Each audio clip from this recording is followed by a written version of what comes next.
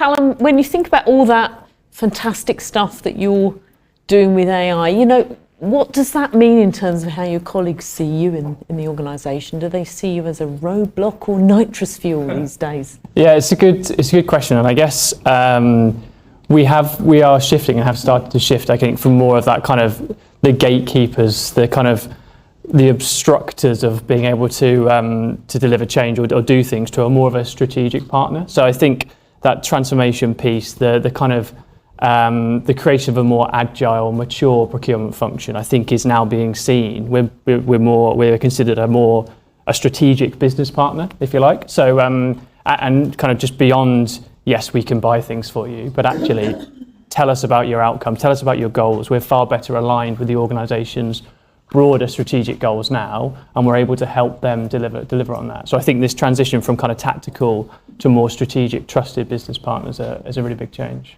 Yeah, and Claire, I saw you nodding your head there when Callum talked about strategic partner. Is that echoing for you in terms of how you're seeing procurement's image change at OVO? Absolutely. We've been on a journey over the last few years where procurement was a disaggregated model. Each business unit had their own purchasing profile, and what's happened over the last couple of years is we've centralised that. We've centralised the procurement function to drive better leverage in terms of powerful purchasing, but we've also transitioned more recently into a category management structure, so where there's more ownership and one line of sight into the business. And to Callum's point, building that strategic business partner image of procurement rather than a support function that is just driving cost reduction. It's far more than that, and the value creation that a centralised and robust function can provide. Okay, and finally, David, what are you thinking around this? Is it the same for you? So IPC International is probably different to all the other models here. So I think the important thing is the P in IPC is procurement. We're not a business function. We are that's what we do. For those of you that don't know, IPC International are the procurement company for Subway. So all Subway franchisees, everything they have from the sandwiches, the lettuce, right the way through to the ovens, and even the fixtures and fittings and the pest control, that's all bought through IPC. So that's what we do. So it's a slightly different challenge. The other big thing for us is that as things have changed in the world, and we've had to do that. Pete mentioned earlier on that we have 5,000 plus stores. We don't. IPC and EMEA had 5,000. As of August, we now have 12,000. So as a procurement function based out of Little High Wycombe, we now have to buy an awful lot more than we did before. Wow. So yep, that sounds like a big job on the hands. Okay. Let's get into the first theme, and I want to take you back to the sort of start of the day, digital data transformation, and we're going to start with Callum. You spoke earlier about AI being a multiplier, and I love that metaphor. Either it's going to make you very, very good, or my goodness, it's going to magnify your faults. And I think one of the things about AI for me, and there's been a lot of footballing metaphors today, is adopting AI feels to me like fixing the plane while you're flying it. And there's a lot of talk about getting new players into a football team whilst you're still having to play games. And I think for us in procurement, getting new tools in whilst you're still flying the plane feels to me like a similar practice. So, you talked about what you're doing and those great tools. And I mean, when you think about a really practical way that AI has helped your team, what would that be? And the other side of the coin is, where do you think there's a little bit too much hype around AI?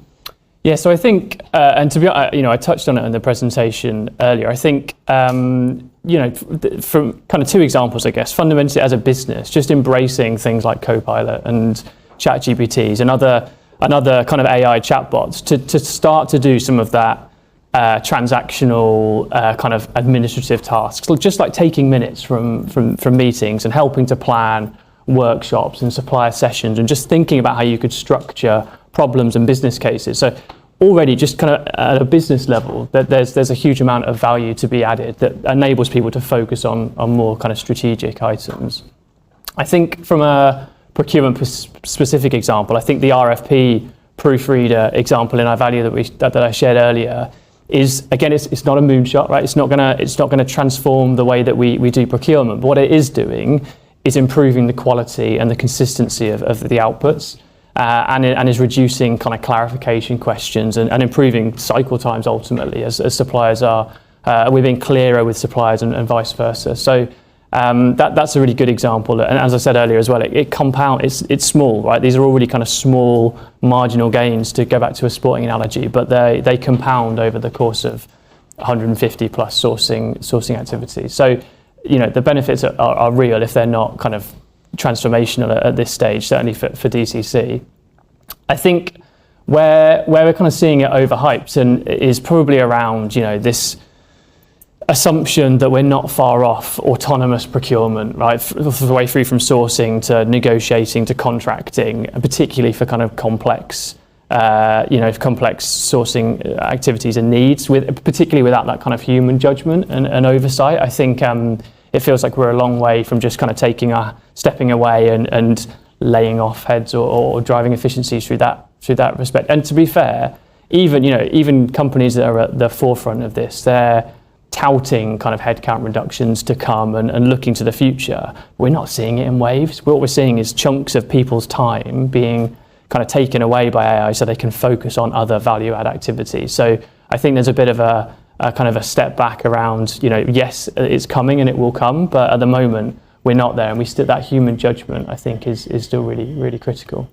Thanks for that. And I wondered if anyone else in the panel wanted to come in around the use of AI other than data. We're going to talk about that in a minute, in terms of, what they've seen worked. Is it just this, being able to take notes of supplier meetings and being a bit more agile about that, or have you seen anything else working in the field? Does anyone want to come in on that? I think automation in general and AI have a huge part to play in the value opportunities in the future. I think colleagues in the business are embracing it really positively. They recognise that they can focus more on strategic activities, as Callum said, rather than the more transactional and tactical effort that it sometimes takes, especially, we talked about manual processes quite a lot today, and automation has a huge part to play in sort of, driving and paving the way forward in our journey. But yeah, it's a really positively well received in OVO, and I think as long as you define, a real clear vision and a real clear purpose around AI and the positives around that will benefit everyone in the organisation. I think it's a real positive message. Yep, brilliant. Okay, let's talk about data then, and hopefully none of it's in Callum's cupboard with his contracts. But Stuart and Russell just gave us a really interesting session on data, and I'm thinking, which one of us as procurement folk, has anyone gone into a meeting with some data analysis that they've done and it's actually not been correct and the stakeholder has called you out? Well, I'll stick my hand up to start off with. Anybody else had that? Yes? Yeah. Right, okay. So we know that the challenge of getting clean data, accurate data, consistent data can be the make or break when we're out there in the business trying to impact how things happen. And AI feels like it, in terms of looking at invoices and looking at data and doing all that, could be a really great way to help us improve our credibility. How are you approaching getting clean data? I'm going to start with you, Robert, because I think because you're a band of one, yep. In a sense, it's all your data. So are you there beavering away with all the invoices, or how are you approaching? So when I joined the business, I was given a blank sheet of paper, and it was very much, we don't have a supply chain function, we don't have a team of people, but whatever you want to build, whatever you want to do, you can do, but you need to use the current systems we've got, which was dictated across by the states. So actually, there was some cleansed data. But what I've been able to do is, through a couple of mapping tables, is actually build around that and start to use AI to help me code a bit of Power BI, be able to put some Power Queries in place and actually start to map everything from financial risk through to reputational damage risk, all the way through to actually, we have best part of tens of thousands of operatives on our construction sites every month, and actually what hours are they working per which supply chain partner? Should that be reported back to our supply chain? So I'm starting to now be able to create a cleansed view of what does our, not only what do we need to improve our business from a tail spend point of view and a lot of the metrics that you spoke about earlier, but actually how can I help my supply chain improve their businesses and passing that data back? Yep. And David, 12,000 stores, 12,000 stores was it? That's what it is now. That sounds like a rather big data challenge. How you, is AI helping you there? How are you approaching it? So at the moment, although it's 12,000 stores, it's multiple franchisees. Mm-hmm. Our focus is on our suppliers and our supply chain. So the relationship is slightly different to what it is for other companies. But in terms of data, one of the things we did when we started the iValuer project was we did a supplier information amnesty. And I received about 20 different spreadsheets of lists of our suppliers. And they didn't match at all sorts of different levels. So we started to work through that. In terms of data cleansing, one of the biggest things we've found is ownership. And using iValuer, it allows the suppliers to enter the data. The strategic sourcing team, they look at the data. We've then put a data team on top of that. So we have several layers. We've added data quality to really make sure, and it's going to take us a while to really understand all the different data and so forth. Quick example from a previous company of mine, which was a rather large orange branded supermarket, who at one stage their own brand believed that they had 6 suppliers in North Korea, according to the data. And one of those was based in Birmingham, North Korea, which I didn't realise it was there. But that's the sort of things that you've really got to get robust practices in place. But what we have found in IPC is that as people realise and start to get clean data back, you start to switch them on to, okay, if I don't do a right thing, and junk in, junk out. People start to realise that if you're getting the good data, they get good data back. Okay, just final question on the sort of digital transformation before we move on is around the people, because AI's taken our jobs. So I think there's something around balancing technology adoption versus that human element. And obviously Callum's just making them use it. So that's one way, is just like, no wrong way. You're making yourself use it, Robert, so, I can also let myself out. Yeah, you can tell yourself off. But, Claire, I'm just wondering, in your sort of transformation program that you're up to at OVO, how are you balancing that? The tools are there, the tech's going to really help us versus people that have done things for years, and that's what makes them, this is the thing I do in procurement that's really good, and I'm excellent at it, and now the tech's taken that away, and what's left for me? Are you balancing that? How are you managing that human element? I think, as I said before, it's that the positive messages, framing the messages really well, demonstrating that actually AI can really bring things like streamlining processes. And it's not until we started our journey with iValuer and TSM that we recognised how poor our data actually was. And it's not until you actually go on this journey and you start to do a data cleansing exercise and whilst you've got great colleagues and SMEs that have done a day job for very, very long, for our experiences, we have data in different platforms. We have data in people's shared drives. I think, Callum, you mentioned it earlier, shared drives, OneDrives in the desk drawer, and it's pulling all of that information together. And I think as long as you're taking your colleagues on that journey with you, they recognise the bigger picture, they recognise actually they are part of the solution and their expert knowledge and insight is really important, then actually bringing and honing all of that expertise together really makes for a compelling and positive journey when we're utilising AI moving forward. Brilliant. Okay. Let's move on to risk then, and obviously with David and Karen's session, and also Simon and Chris on the cyber side. So there's been a lot of focus on risk today. And David, I wanted to start with you, because back to that idea that of this big spread of all your places and your franchisees and the suppliers. What lessons have you learned around managing supplier risk around a setup like that and a spread like that? So there's a number of lines in the presentation. We talked 6 different types of risk. One of the important things is, and as daft as it sounds, is know where your supplier is, what legal regulations are impacted, affect them compared to where somebody else might be.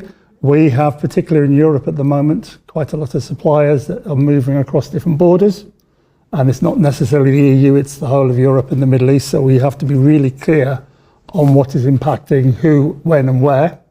And also, we talked earlier on about data sources. Mentioned earlier on Companies House. Of course, Companies House is meaningless in Europe. So we have to make sure that we have the appropriate, and we know where the appropriate data is for each of those suppliers. And the other, just slightly or changing the topic, but still in risk, is because you have tariffs, because you have things like Brexit, because you have COVID, you have wars, etc., alternative supply chain is key. So suddenly, and there was an example of a KFC and chicken. If we suddenly lost bread supply in a certain area, Subway franchisees don't sell an awful lot without bread. So we have to make sure that there are alternatives. If something happens, there is an alternative supply chain. Yeah. Okay. And Callum, I just wondered, you think about yourselves. You talked about being, fairly rigid and regulated around what you do. What does good supplier collaboration look like then in that context of quite a narrow lane? So good question, and it's evolved quite considerably, I think, over the last few years. And I think we are moving away from we must drive down cost and value with suppliers to this more, I mentioned earlier, strategic relationship, a lot more transparency, a lot more collaborative and sharing of information, of ideas, of kind of collaborative solutioning. So we're definitely making that transition. And we did related to risk. We did a big exercise fairly recently around supplier segmentation and working out where our core suppliers, our critical suppliers, if you like, where they sit in terms of importance and criticality to DCC, and then adopting a kind of third-party risk framework to suit the criticality and the needs. So it's definitely evolving. As I say, it's a more proactive position we're taking now, and we are working hard with suppliers collaboratively, collectively, and just sharing goals and strategic values to making sure we have that alignment when we're contracting up front, but also throughout the life cycle of the contract as well. Yeah, and Claire, OVO's similar sector, what are you seeing in terms of collaboration within what you're doing now? I think it's absolutely, incredibly important to move away from those tactical and transactional relationships. The absolute value and growth in an organisation is to drive that partnership approach with our suppliers.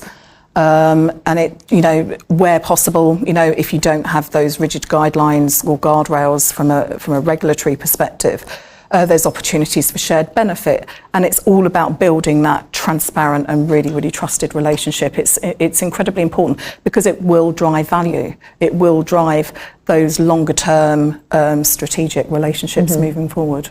Okay, and so Robert, when you think about construction then, and that sort of contract to subcontract, the sort of chain of suppliers is pivotal to actually getting anything done. What are you seeing in terms of relationship building? Is it just that we need to pay the invoices on time, or is it more than that in terms of your sector? You've got, in construction, any job will have 30 to 40 subcontractors on it. Now, the key bit with any job will be the relationships between the project team from our side, the client team, the architects, the consultants, and the supply chain, the subcontract base. Actually, the relationship, although you need to be competitive in that market, in essence, those relationships make or break a job. If you've got great relationship with all the partners through that journey, the job, I would say 95% of the time, will be successful for all parties. You might have hiccups. You put a spade in the ground, you're going to find something you probably don't want to find. But in essence, you will end up with a really successful project if everyone is on the same, call it playing field. And realistically, from a construction company, that if we didn't have our supply chain partners, we wouldn't be able to build anything. We actually manage it. We're probably more like actually the Subway model than we are a construction company. But in essence, without our partners and treating them like almost our customers, we would fail. Yep. Okay. Right. Our sort of final theme then is around leadership and the people. And Claire, I wanted to come to you first, because I know that you've been working on a transformation program at OVO, and I'm sure that's involved sort of thinking about your people, thinking about a new way of doing things, and the right skills in that context. So how are you equipping your people to sort of handle commercial complexity that we need these days, but also things like sustainability? What are you up to?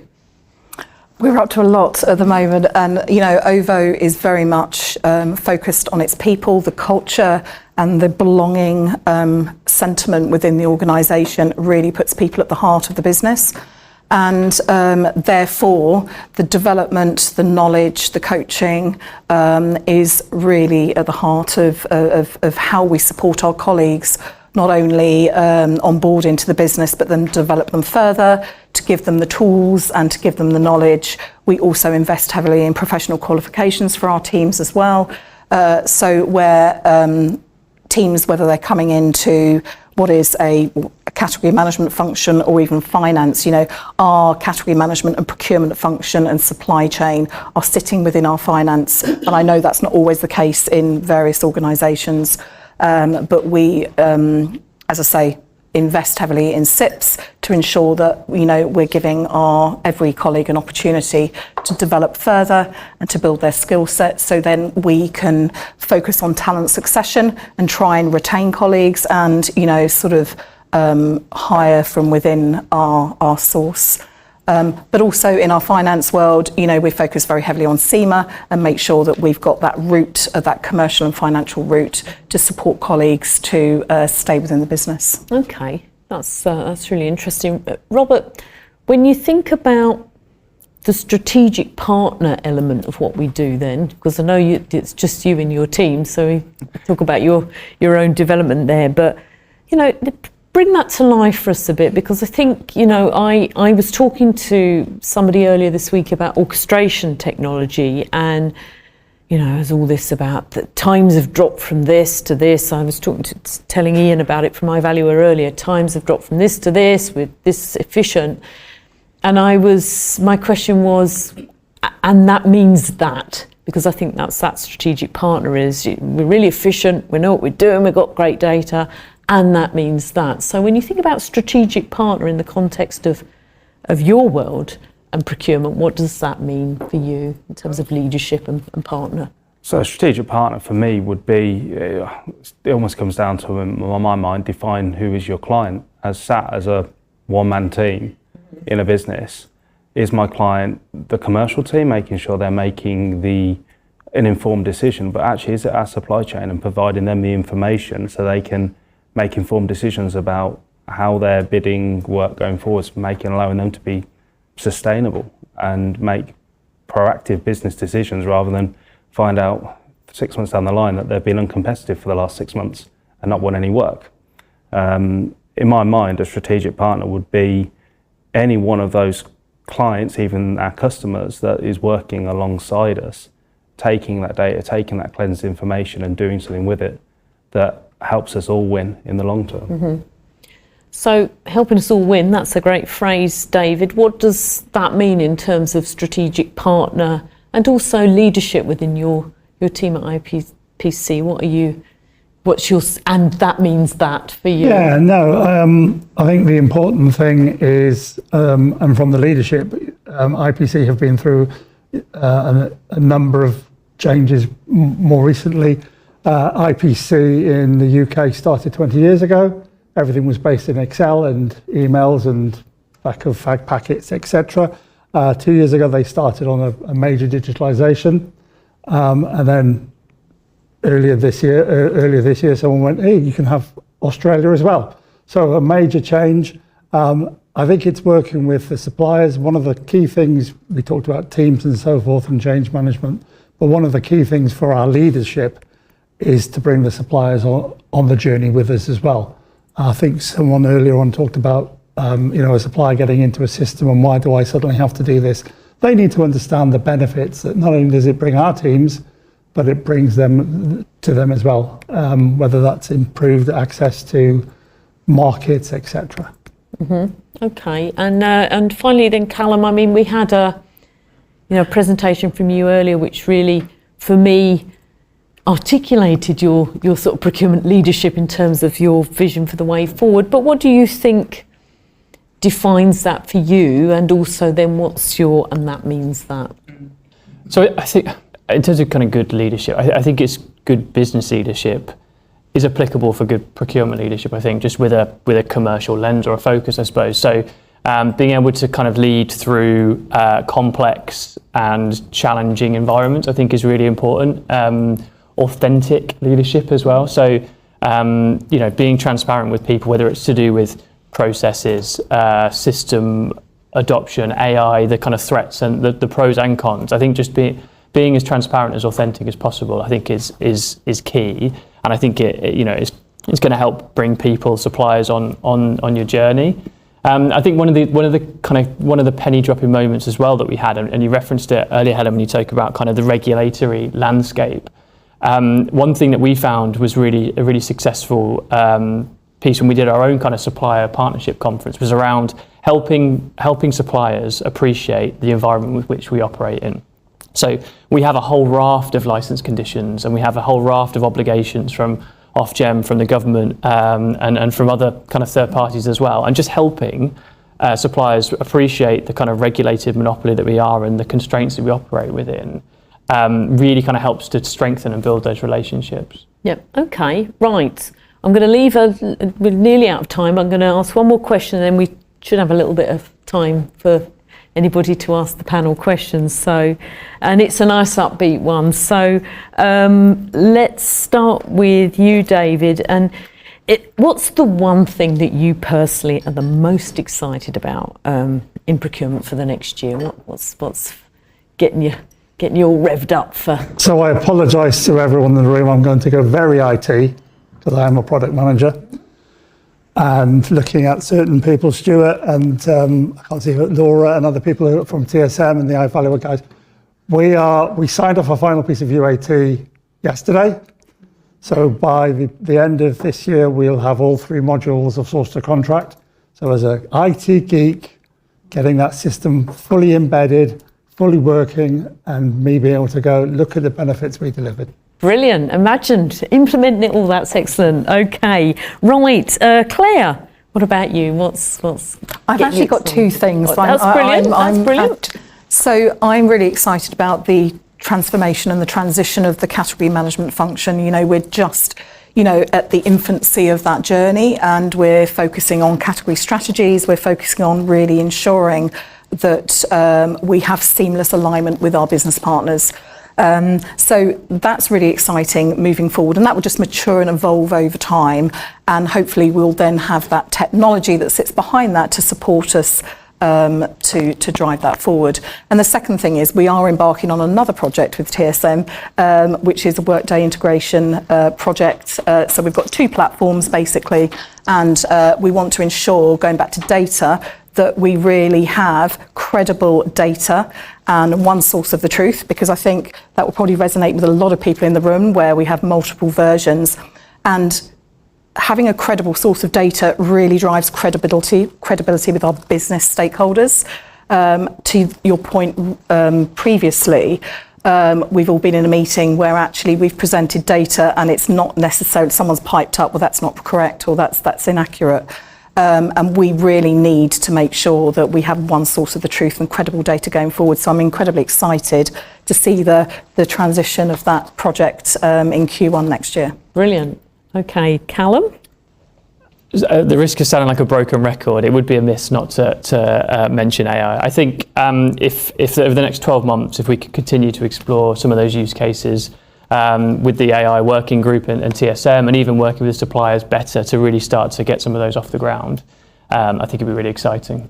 Brilliant. Okay, and finally, Robert. I've probably got two. Over the last 6 months I've been in my current business, I've been building a lot of, I'm going to call proof of concept systems, and they're all about to go live, so that'll be interesting to see how they work within the business and trying to make our data even better from a structured perspective. But then actually now when they're all in, actually I've got time to focus on the relationships behind and actually spend time with the suppliers and hopefully make some positive changes in our sustainability and ESG world. Yep, and doing that in construction is going to be a great achievement if you can do that. Okay, so anybody got any questions for the panel? Any burning questions there? No? Okay, I think we'll wrap it up then, and it just remains me to thank Robert, Callum, Claire and David for some great answers.